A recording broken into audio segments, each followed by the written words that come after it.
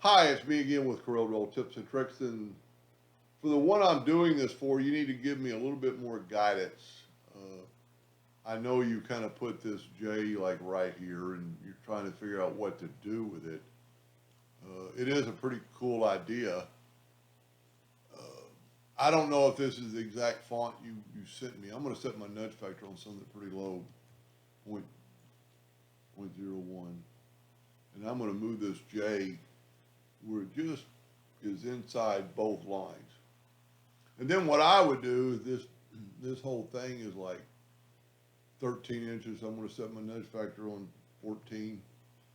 And I'm going to take the smart fill tool and fill that in and move it over. Fill that in and move it over. You could basically get rid of your J now. I'll just get out of the way, and you can take your letters back and make them black and whatever. And then we're going to take these two items, and it looks pretty cool to do this. But I'm going to left click, right click, and then I'm going to go to effects and contour.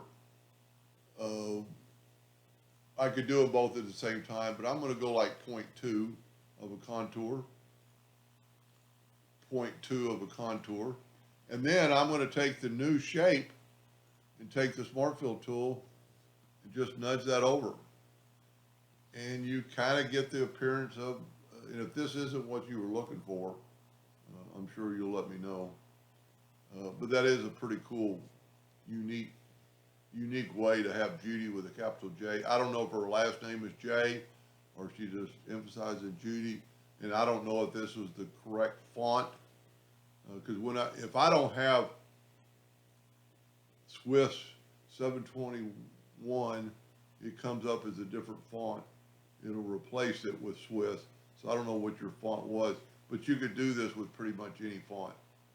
You actually have this font, which is Arial, or it came up as Arial on my deal. And, but that might work. You're going to engrave it on a mug or a cup. So that would all show through. I mean, if you engraved it on let's say a yellow cup, coffee cup or whatever, order back a page, that's what it would look like. Anyway, hope that helped. Thank you for watching.